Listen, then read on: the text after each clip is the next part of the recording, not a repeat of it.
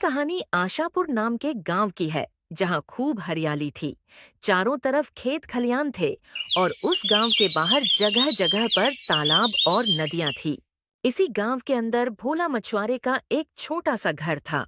उस दिन सुबह सवेरे भोला अपने मच्छी मारने वाले बंसी को लेकर तालाब की ओर जा रहा था। तभी पीछे से उसकी पत्नी सीमा उससे कहती है। कब तक ऐसा चलेगा भोला? हर रोज सुबह कुछ आस लेकर जाते हो और शाम को निराश होकर आते हो। क्या तुम्हें नहीं दिखता कि पूरे गांव में सबसे बुरी हालत हमारी है? क्या करूं सीमा, तू ही बता। मेरी तो किस्मत ही फूटी हुई है, तो मैं क्या कर सकता हूं। जब भी किसी तरह हालात सुधरने लगते हैं, कुछ ना कुछ ऐसा हो जाता है कि फिर से सब कुछ बिगड़ जाता है। अब देख, पहले जैसे तैसे करके कुछ पैसे जमा किए थे कि राजू बीमार पड़ गया था और उसकी दवाई और इलाज में सब कुछ खर्च हो गया। जैसे तैसे राजू ठीक हुआ कि तुम बीमार पड़ गई।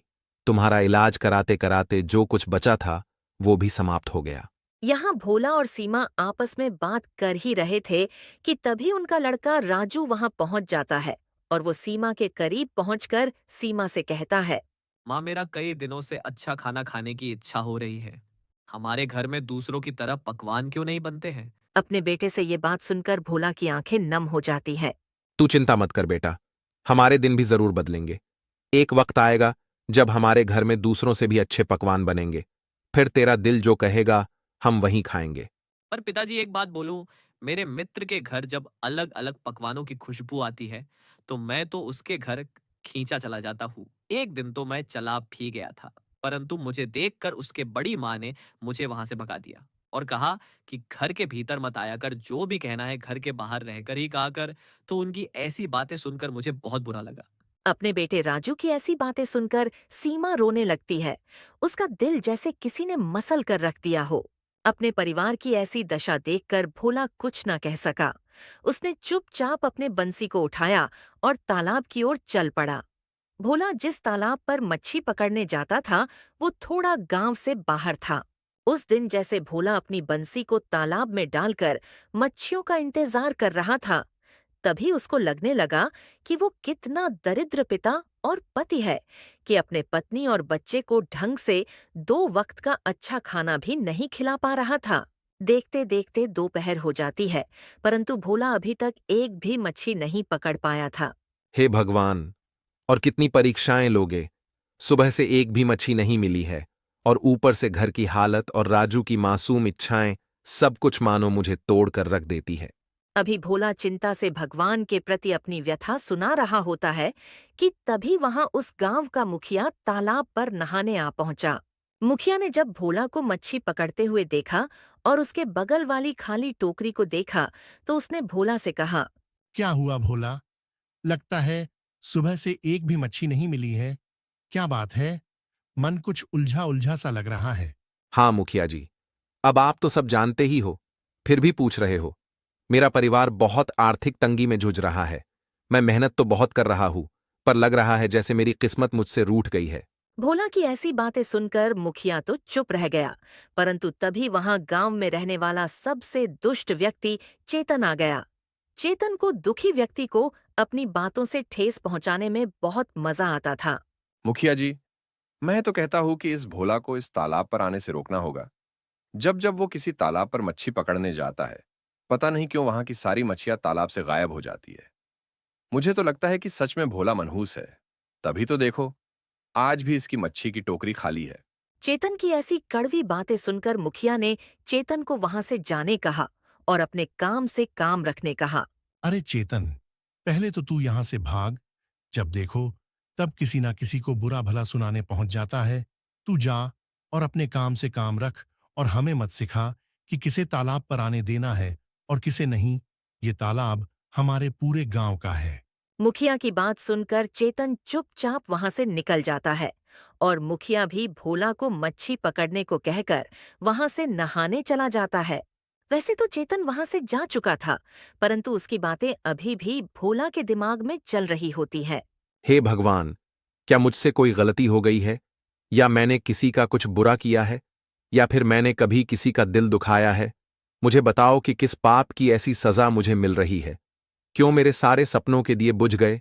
मैं इस मोड़ पर आ चुका हूं कि अब तो मुझे मेरी पत्नी से आंख मिलाने में शर्म आने लगी है। अपनी ऐसी किस्मत पर भोला पूरी तरह से निराश हो चुका था। अब तो अकेले में वो अपनी किस्मत को भला बुरा कहने लगा था। देखते देखते शाम का समय भी निकट आ जाता है, परंतु अभी तक उसे एक भी मच्छी नहीं मिली थी। मुझे आज भी एक मच्छी नहीं मिली। अब तो दिन भी ढलने आ गया। अब मैं बाजार में क्या बेचूं और क्या घर ले जाऊं? सीमा वहां घर पर मुझसे उम्मीद लगाकर बैठी होगी। मेरा तो घर जाने का मन ही नहीं हो रहा है। मैं क्या करूं? वहां घर पर राजू भी भूखा बैठा होगा। भोला बुरी तरह से अंदर से टूट सा गया था, परंतु आखिर वो कर भी क्या सकता था। जैसे तैसे शाम को वो अपने घर आ पहुंचा। अभी भोला अपने बिस्तर पर बैठा ही था कि सीमा ने उसके उदास चेहरे को देख लिया और उससे कहा, क्या हुआ भोला? आज तुम्हारा चेहरा बहुत उदास नजर आ रहा है। कुछ तो कहो, क्या हुआ? सीमा के इस सवाल का भोला के पास कोई जवाब नहीं था। बस उसकी आंखें अपने हालत से नम हो चुकी थीं। धीरे से उसने सीमा की तरफ देखते हुए कहा, अब तुम्हें क्या बताऊं सीमा? अब मेरी हालत इतनी बुरी हो चुकी है कि अब तो गांव वाले भी मेरी किस्मत पर मुझे ताने मारने लगे हैं। और क्या कहूं, सुबह से शाम तक बंसी को तालाब में डालकर बैठा रहा, परंतु एक मच्छी तक हाथ नहीं लगी। और ऊपर से वो चेतन मेरी किस्मत पर मुझे भला बुरा सुनाकर चला गया। मैं आज भी घर के खाने के लिए अनाज नहीं ला पाया। अपने पति की ऐसी दुर्दशा देखकर सीमा चुप हो गई। उसकी आंखें उसके दर्द को सुनकर नम हो जाती हैं। मुझे माफ कर देना भोला। आज सुबह जब तुम मच्छी पकड़ने जा रहे थे, तब मैंने भी तुम्हें थोड़ा कुछ कह दिया था। इसमें गलती मेरी भी है। मैं भी कभी तुम्हारे दुख को पूरी तरह नहीं समझ पाई। तुम फिक्र मत करो, भगवान सब देख रहे हैं। आज नहीं तो कल वो सब ठीक कर देंगे। तुमने कभी किसी का बुरा नहीं किया, तो वो कभी तुम्हारा बुरा नहीं चाहेंगे। अपनी पत्नी से इतनी अच्छी बातें सुनकर उसे थोड़ी तसल्ली हुई। फिर क्या था, कुछ समय बाद वो चुपचाप बिना कुछ खाए अपने चारपाई पर लेट गया। अगले दिन सुबह होते ही सीमा ने भोला से कहा, भोला, तुम एक काम क्यों नहीं करते? अपने गांव के किसी दुकान से कुछ अनाज उधार ही लेकर आ जाओ। जब हमारे पास पैसे आ जाएंगे, तब हम वो उधार चुका देंगे। नहीं सीमा, मैं कल भी घर लौटते समय राशन की दुकान पर गया था, लेकिन दुकानदार कह रहा था कि पहले पिछला उधार चुकाओ। अब मुझे उससे फिर से उधारी पर सामान मांगने में शर्म आती है। मुझे नहीं लगता कि हमारे हालात इतनी जल्दी सुधरने वाले हैं। अगर ऐसे ही चलता रहा तो हमें जल्द ही यह गांव छोड़कर जाना पड़ सकता है। मैं पहले ही गांव के 2-3 लोगों से उधारी ले चुका हूं। अब मुझ में इतनी हिम्मत नहीं बची कि मैं और किसी से कुछ उधार मांग सकूं। सबको पता है कि मैं उनका पैसा वापस नहीं लौटा पाऊंगा, इसलिए अब शायद कोई मुझे उधार नहीं देगा।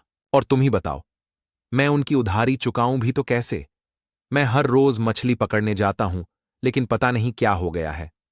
अब तो एक भी मछली नहीं मिलती, और अगर मिल भी जाती है तो इतनी कम होती है कि या तो उसे बेचूं या घर लाकर तुम्हें और राजू को पेट भर खाना खिला सकूं। हाँ भोला, बात तो तुम सही कह रहे हो। पता नहीं हमने ऐसा क्या किया है जो हमें ऐसे दिन देखने पड़ रहे हैं। भगवान जाने किस बात की सजा दे रहे हैं, लेकिन हमें उम्मीद नहीं छोड़नी चाहिए। हमारे भी दिन एक दिन जरूर बदलेंगे। आज नहीं तो कल सब कुछ ठीक हो जाएगा। ये बात तो तुम मुझे कई सालों से कह कहकर दिलासा दे रही हो, परंतु आज तक ऐसा दिन नहीं आया और पता नहीं वो आएगा भी या नहीं। अपने घर की ऐसी परिस्थिति देखकर भोला अब पूरी तरह से टूट चुका था। वह चुपचाप घर से निकल गया और सीधे गांव के बाहर वाले जंगल की ओर चल पड़ा। उसका दिल बहुत भारी हो गया था, आंखों में नमी थी और उसके कदम जैसे बेजान हो गए थे। उसके दिमाग में बार बार एक ही ख्याल आ रहा था, क्या जिंदगी का यही अंतिम समय है? क्या मैं अपने इस दर्द भरे जीवन का अंत कर दूं? उसका मन अब उसे अपने जीवन को समाप्त करने का आदेश देने लगा था और वह अपने मन के वश में होकर गांव के बाहर उस गहरे जंगल की ओर बढ़ता जा रहा था। वो अभी गांव के बाहर वाले सीमा तक पहुंचा ही था कि उसे रास्ते में चेतन रोक लेता है। क्या हुआ भोला? आज तुम्हारी बंसी तुम्हारे हाथ में नहीं है। क्यों, क्या मच्छी का काम छोड़ दिया क्या? चेतन की ऐसी बातें सुनकर भी भोला ने उससे कुछ नहीं कहा, क्योंकि वो पहले से ही बहुत उदास था। उसके पास चेतन को जवाब देने के लिए कोई भी शब्द नहीं थे। चलो अच्छा है, अब तुम तालाब पर नहीं जाओगे तो कम से कम तालाब की मनहूसियत तो कम होगी। चेतन भोला को भला बुरा कहकर वहां से चला जाता है और भोला भी फिर से जंगल की ओर चल पड़ता है। देखते देखते भोला जंगल के भीतर पहुंच चुका था। भोला अब थक चुका था। उसके पैरों में अब चलते चलते दर्द होने लगा था। उसने एक छायादार वृक्ष देखकर उसके नीचे थोड़ा विश्राम करने का निश्चय किया। मैं मर्द हूं ना, तो मैं रो भी नहीं सकता हूं। अगर कहीं मुझे रोते हुए राजू और सीमा देख लेते तो उनका मनोबल भी टूट जाता। इसलिए मुझे दूर आकर रोना पड़ रहा है। हे भगवान, आप मेरी ओर कितनी परीक्षा लोगे? भोला उदास होकर जंगल में उस वृक्ष के नीचे रो रहा होता है, तभी अचानक उसे किसी के चिल्लाने की आवाज आई। कोई है? आसपास कोई हो तो मेरी मदद करो। किसी के चिल्लाने की आवाज सुनकर भोला खड़ा होकर यहाँ वहां देखने लगा। अचानक थोड़ी दूरी पर उसकी नजर एक तोते पर पड़ी। उसने देखा कि वो तोता जख्मी हालत में जमीन पर गिरा हुआ था। वो फौरन से उसकी मदद करने पहुंच गया। मेरी मदद करो भोला, मुझे किसी ने तीर मारकर मूर्छित कर दिया है। तोते को बोलता देख भोला बहुत डर जाता है, क्योंकि उसने आज से पहले कभी किसी तोते को बोलता नहीं देखा था और ऊपर से उस तोते को उसका नाम भी पता था। पर भोला बहुत दरियादिल व्यक्ति था, इसलिए उसने उसकी मदद करने की कोशिश की। क्या हुआ तोते? मैं तेरी मदद किस प्रकार से कर सकता हूं? मुझे बता। मेरे से जितना हो सके उतनी मदद करूंगा। भोला, मैं अभी इस राह से उड़ रहा था, तभी अचानक से किसी ने मुझे तीर मार दिया है और मुझे लग रहा है कि ये मेरा अंतिम समय है। तो क्या तुम मुझे मेरे अंतिम समय में जल की कुछ बूंदें पिला सकते हो क्या? भोला बहुत डरा हुआ था। डर के मारे वो इधर उधर देखने लगा। शायद कहीं से कोई पानी का स्रोत मिल जाए। पानी तो मैं पिला दूं तुमको, परंतु यहां दूर दूर तक तो मुझे कहीं भी पानी का कोई स्रोत नहीं नजर आ रहा है। अगर तुम्हें कोई पानी का स्रोत पता है तो मुझे बताओ, मैं अभी जाकर लेकर आता हूं। हाँ भोला, यहां से 3 मील दूर एक छोटा सा तालाब है। तुम मेरे लिए वहां से पानी ले आओ भोला। इतना सुनकर थका हुआ भोला बिना देर किए उस दिशा में चल पड़ा, जिस दिशा में तोते ने उसे कहा था। थका हुआ होते हुए भी किसी तरह से वो उस तालाब के पास पहुंच गया और उसने जैसे ही तालाब में पत्तियों से बने कटोरे को डाला, वैसे ही अचानक उस तालाब से धुआं उठने लगा। धुआं धीरे धीरे एक भयानक दानव की शक्ल लेने लगा। उस दानव को देखकर भोला की हालत बहुत खराब हो जाती है। तेरी हिम्मत कैसे हुई इस तालाब का पानी लेने की? क्या तुझे नहीं पता कि इस तालाब का पानी कोई नहीं ले सकता है? देखो, मुझे सच में नहीं पता था कि ये तालाब तुम्हारा है। मुझे माफ कर दो। मैंने तुम्हारे तालाब का कोई अपमान नहीं किया है। देखो, मैं तुम्हें अब ऐसे तो नहीं छोड़ सकता और तुम्हें ये पानी भी ऐसे ही नहीं दे सकता। तुम्हें यदि यह पानी चाहिए तो तुम्हें मेरे एक पहेली का जवाब देना होगा। परंतु याद रखना, यदि तुमने मेरे सवाल का गलत जवाब दिया तो मैं तुम्हें इस जंगल के किसी पक्षी या जानवर की तरह बना दूंगा। लेकिन अगर तू बचना चाहता है तो तू बिना पानी लिए यहां से चले जा। सोच ले, ना तो पहेली और ना ही मौत। दानव की ऐसी धमकी सुनकर भोला डर जाता है और गहरी सोच में डूब जाता है कि एक तरफ ये दानव था जो उसकी जान लेने वाला था और दूसरी तरफ वो तोता था जो अपनी आखिरी सांस ले रहा था। मैं यहां से पानी लिए बगैर नहीं जाने वाला हूं। मैंने किसी से पानी लाने का वचन दिया है और मैं अपना वचन नहीं तोड़ूंगा। ठीक है, अगर ऐसी बात है तो मेरे पहेली का जवाब दे। बता, ऐसी कौन सी चीज है जो जलती भी है और गीली भी नहीं होती? भोला ने कुछ क्षणों के लिए गहरी सांस भरी और सोचने लगा। भोला इतना डरा हुआ था, पर उसके चेहरे पर दृढ़ संकल्प की रेखा ये बता रही थी कि वो हार मानने वाला नहीं था। वो है बत्ती। क्योंकि दिए या मोमबत्ती की बाती जलती है, लेकिन वह खुद गीली नहीं होती, क्योंकि वह तेल या मोम से भीगी होती है, पर जलते समय वह सूखी ही लगती है और जलती रहती है। भोला से उत्तर सुनकर दानव तो चौंक जाता है और जोर जोर से हंसने लगता है। दानव को हंसता देखकर भोला डर जाता है। उसे लगा कि उसने गलत जवाब दिया है। तू पहला मनुष्य है जिसने मुझे मेरे पहेली का सही जवाब दिया है। जा, जितना पानी चाहिए ले जा। आज तुझसे मिलकर मुझे बहुत प्रसन्नता हुई है। फिर क्या था, वो दानव फिर से धुएं में गायब हो जाता है और उसके गायब होने के बाद भोला उस पत्ते के कटोरे में जल भर लेता है। जल लेकर भोला फटाफट से उस मूर्छित तोते के पास पहुंच जाता है। भोला फटाफट से उस पत्ते के कटोरे से पानी की कुछ बूंदें तोते को पिला देता है।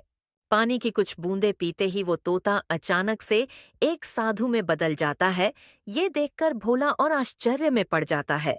साधु बाबा उठकर बैठ जाते हैं और भोला से कहते हैं, भोला बेटा डरो मत, तुमने जो देखा सब सत्य देखा है।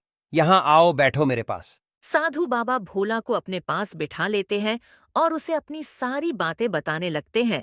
भोला बेटा, क्या सच में तुमने उसी तालाब से जल लाकर मुझे पिलाया है? हाँ बाबा, मैंने उसी तालाब से जल लाया जहां से आपने मुझे कहा था। भोला बेटा, मुझे लगा कि तुम वहां से जल नहीं ला पाओगे, क्योंकि मैं जानता था कि वहां एक दानव का वास है। जब भी कोई मनुष्य उस तालाब के पास जाता था तो वो दानव उसे अपने पहेली के जाल में फंसाकर तरह तरह के जानवर और पक्षी बना देता है। मैं उसी दानव को समाप्त करने आया था, परंतु उसने मुझे भी अपने जाल में फंसा लिया और उसने मुझे तोते में बदल दिया। पर तुमने मुझे उस तालाब का पानी पिलाकर उसके जादू से मुक्त कर दिया। इतना कहकर साधु बाबा आंखें बंद करके कोई मंत्र पढ़ने लगे और उसके कुछ देर में वहां एक हरे रंग का चमकदार तोता वहां प्रकट हो गया। बेटा, तूने मेरी जान बचाकर मेरी मदद की है, इसलिए मैं तुझे ये तोता भेंट देना चाहता हूँ। बाबा, इतना तो मैं जानता हूं कि आप बहुत बड़े चमत्कारी साधु हैं, परंतु मैं इस तोते का क्या करूंगा? बेटा, मैं जानता हूं कि तेरा एक बेटा है, तो इसे तू अपने साथ घर ले जा और अपने बच्चे की तरह पाल। देखना, एक दिन ऐसा आएगा कि ये तोता तेरी किस्मत बदल देगा। मैं ये भी जानता हूं कि तू इस वक्त अपने फूटी किस्मत से परेशान है, वरना मुझे तेरे अंदर कोई बुराई नजर नहीं आ रही है। तू मेहनती मछुआरा है और तेरे मन में किसी प्रकार का लालच नहीं है, और तूने मेरी मदद करके ये भी साबित कर दिया कि तू निडर के साथ साथ लोगों की मदद करने में भी आगे है। इतना कहकर साधु वहां से चले गए और भोला भी उस तोते को अपने ऊपर बिठाकर अपने घर की ओर चल पड़ा। साधु बाबा की बातों से भोला के अंदर एक नई उम्मीद जाग गई थी। वो तोते को अपने साथ अपने घर ले आया। तोते को देखकर सीमा चौंक जाती है और भोला से पूछती है। अरे तुम ये तोता कहाँ से ले आए? सीमा से ये सवाल सुनकर भोला उसे पूरी कहानी सुना देता है। तुम तो जानते हो कि हमारे घर ऐसे ही खाने की कमी है। उस पर से साधु बाबा ने तुमको ये तोता पकड़ा दिया। यदि उन्हें तुम्हें कुछ देना ही था तो उन्हें तुम्हें धन देना चाहिए था, तो कम से कम हमारी आर्थिक हालत तो सुधर जाती। ऐसा मत कहो सीमा, क्योंकि वो बहुत चमत्कारी साधु बाबा थे। उन्होंने इसे मुझे दिया है, यानी कुछ सोच समझ कर दिया होगा। उन्हें भी हमारी इस आर्थिक परेशानी के बारे में पता था। वो तो ये भी जान रहे थे कि मैं अपनी किस्मत से परेशान हूं। अभी भोला और सीमा आपस में बात कर रहे होते हैं कि तभी वहां राजू आ जाता है। पिताजी, ये तोता बहुत सुंदर है। क्या इसे मैं अपने साथ बाहर लेकर जाऊं ताकि मैं और ये साथ में खेल सके? फिर क्या था, राजू अपने साथ उस तोते को घर के बाहर लाकर उसके साथ खेलने लगता है। तोता इतना सुंदर था कि जिस किसी की भी नजर उस पर पड़ती तो उसका मन मोह जाता था। अगली सुबह जब भोला बंसी लेकर मच्छी पकड़ने जाने ही वाला था कि तभी गांव का जमींदार वहां आ पहुंचा। जमींदार को देखकर भोला और सीमा आश्चर्य में पड़ जाते हैं। अरे जमींदार जी, आप यहाँ? आज के पहले तो आप कभी मेरे घर नहीं आए, आज अचानक कैसे आना हुआ? हाँ, बात तो तू सही कह रहा है भोला। लेकिन आज बात यह है कि कल मैंने तेरे बेटे के पास एक बहुत ही सुंदर और अद्भुत तोता देखा था और मैं उसे तुझसे खरीदने आया हूँ। जमींदार की बात सुनकर सीमा थोड़ा चौंक जाती है। वो अभी कुछ कहने ही वाली थी कि तभी भोला जमींदार से कहता है।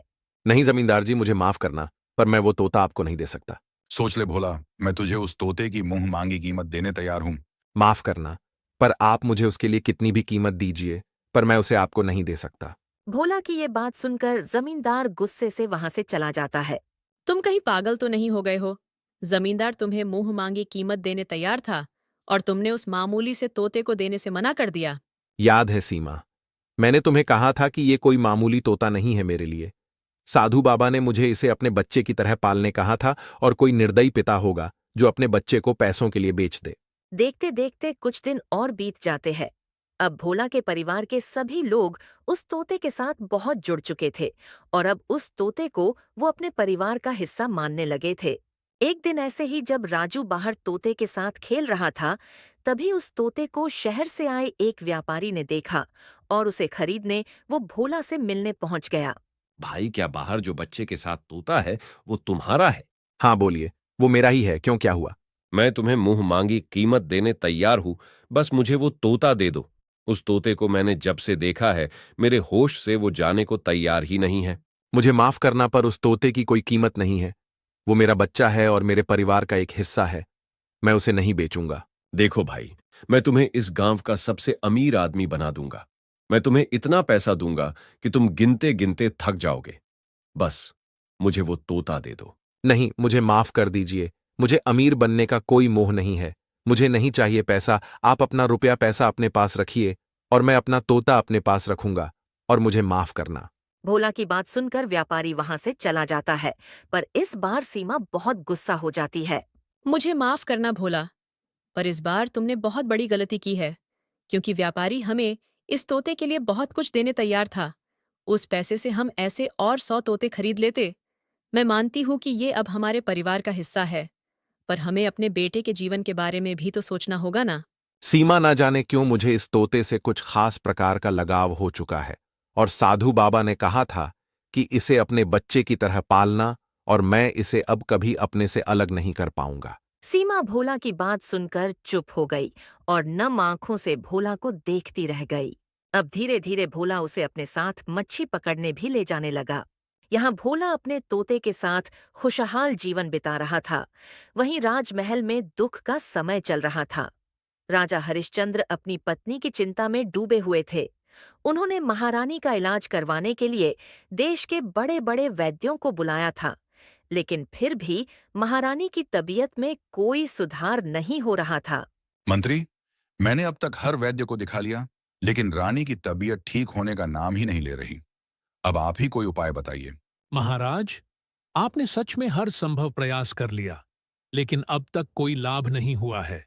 मुझे लगता है कि महारानी को कोई विचित्र और दुर्लभ बीमारी हो गई है, और मेरे अनुमान से इस बीमारी का इलाज केवल और केवल गुरु बाबा कर सकते हैं। अगर ऐसा है तो मंत्री, आप तुरंत जाइए और गुरु बाबा को जल्द से जल्द लेकर आइए। मंत्री तुरंत गुरु बाबा को लेकर राजमहल पहुंच जाते हैं। गुरु बाबा के पहुंचते ही राजा उन्हें सारी बात बता देते हैं। देखिए महाराज, मेरे अनुसार आपकी पत्नी को केवल और केवल सुधांशु नामक फूल ही बचा सकता है, लेकिन उसे प्राप्त करना थोड़ा कठिन है। आप बस मुझे बताइए कि मैं सुधांशु फूल को कैसे प्राप्त कर सकता हूँ। मुझे चाहे कुछ भी करना पड़े, मैं वह फूल लाकर ही रहूंगा। सुधांशु फूल को प्राप्त करने के लिए आपको 2 चीजों की आवश्यकता होगी। पहली, मायावी तोते के आंसू की 1 बूंद, और दूसरी, सच्चे हृदय वाले व्यक्ति के आंसू की 1 बूंद। इन दोनों को मिलाकर आपको एक कमल के फूल में डालना होगा। तब जाकर वह साधारण कमल का फूल सुधांशु फूल बन जाएगा। बस वही फूल आपकी महारानी की जान बचा सकता है। गुरुजी, आपने यह तो बता दिया कि क्या करना है। अब कृपया यह भी बताइए कि वह मायावी तोता मुझे कहाँ मिलेगा, और उस सच्चे हृदय वाले व्यक्ति को मैं किसी भी तरह से खोज लाऊंगा। बस मेरी पत्नी को बचा लीजिए। महाराज, किंतु ध्यान रहे, यदि आपने उन्हें पीड़ा देकर आंसू प्राप्त करने की कोशिश की, तो वे आंसू निष्फल हो जाएंगे। सुधांशु फूल केवल वही आंसू स्वीकार करेगा जो मन की गहराइयों से, निर्मल हृदय से, स्वाभाविक रूप से निकले हों। गुरुजी, कृपया मुझे यह भी बताइए कि वह मायावी तोता और सच्चे हृदय वाला व्यक्ति मुझे कहाँ मिल सकते हैं। हाँ महाराज, सौभाग्य से राजमंत्री ने मुझे सब कुछ पहले ही विस्तार से बता दिया था। इसलिए मैं आने से पूर्व ही साधना करके यह जान गया था कि मायावी तोता और वह सच्चे हृदय वाला व्यक्ति कहाँ मिलेंगे। वह मायावी तोता आपको आशापुर गांव के एक मछुआरे के पास मिल जाएगा, और जहां तक मेरी अनुभूति कहती है, वही मछुआरा सच्चे हृदय वाला व्यक्ति भी हो सकता है। गुरुजी की बात का आदर करके राजा अकेले ही आशापुर गांव में पहुंच जाता है, और जाते ही सबसे पहले वो गांव के मुखिया के घर पहुंचता है। राजा को देख मुखिया आश्चर्य में पड़ जाता है और राजा से कहता है, अरे महाराज, आपने यहाँ आने का कष्ट क्यों लिया? आप संदेशा भिजवा देते, मैं खुद आ जाता। नहीं मुखिया, मेरा आना बहुत जरूरी था। मैं इस गांव में रहने वाले एक मछुआरे की तलाश कर रहा हूँ, जिसके पास एक मायावी तोता है। हाँ महाराज, हमारे गांव में एक मछुआरा रहता तो है, भोला नाम है उसका, और उसके पास एक तोता भी है, पर वो मायावी है। यह पता नहीं। आगे कुछ बिना पूछे राजा मुखिया को लेकर भोला के घर की ओर चल पड़ता है।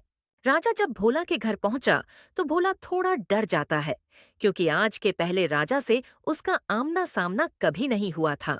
क्यों भोला, तुम्हारे पास कोई तोता है? और क्या वो मायावी भी है? प्रणाम महाराज, प्रणाम। हाँ महाराज, मेरे पास एक तोता तो है, परंतु मुझे नहीं पता कि वो मायावी तोता है या साधारण। मेरे लिए तो वो मेरे बच्चे जैसा है। क्या मैं पूछ सकता हूँ कि वो तोता तुम्हें कहाँ से मिला है? मुझे ये तोता एक साधु बाबा ने भेंट किया था महाराज। समझ गया, उस साधु ने तुम्हें मायावी तोता दिया है। चलो, मैं उसे खरीदना चाहता हूँ। क्षमा कीजिए महाराज, पर मैं इसे बेचना नहीं चाहता और बेच भी नहीं सकता। महाराज, ये इतना ही मूर्ख है। आपसे पहले भी गांव का सबसे बड़ा जमींदार और शहर से आए एक व्यापारी ने उसे खरीदना चाहा था, परंतु इसने उन्हें भी बेचने से मना कर दिया था, और अब आपको भी ये मना कर रहा है। देखो भोला, मुझे इस मायावी तोते की बहुत जरूरत है। अगर तुम चाहते हो तो मैं तुम्हें इसकी मुंह मांगी कीमत देने तैयार हूं। मुझे माफ कर दीजिए महाराज, पर मैं मेरे तोते को आपको नहीं बेच सकता। अगर तुम चाहो तो मैं तुम्हें उस तोते के बदले अपना आधा राज्य सौंपने तैयार हूं। बस मुझे वो तोता दे दो। नहीं महाराज, अगर आप अपना पूरा राज्य भी मुझे दे दें तो भी मैं अपने बच्चे को आपको नहीं दूंगा। मुझे माफ कर दीजिए। देख लो भोला, मैं अभी तुमसे प्यार से मांग रहा हूं। अगर तुम्हें अपनी जिद नहीं छोड़ी तो मेरे सिपाही तुमसे उस तोते को जबरदस्ती ले जाएंगे। राजा वहां से गुस्से में लौट जाता है और अपने सिपाहियों को भेजकर भोला और उसके तोते को राजमहल में बुलवा लेता है। देखो भोला, अब तुम्हारे पास बस एक ही उपाय बचा है। या तो तुम अपने तोते को मुझे सौंप दो, या फिर मैं तुम्हें आजीवन कारागार में डलवा दूंगा। फिर ना तो तुम अपने परिवार से मिल पाओगे और ना ही अपने तोते से। भोला राजा की बात से डर गया और उसने राजा से कहा, महाराज, मैं जानता हूं कि आप जो निर्णय लेते हैं उस पर अधिक रहते हैं। बस मेरी आपसे एक ही विनती है कि मुझे मेरे बच्चे से बस एक बार मिला दीजिए, फिर मैं यहां से चुपचाप चला जाऊंगा।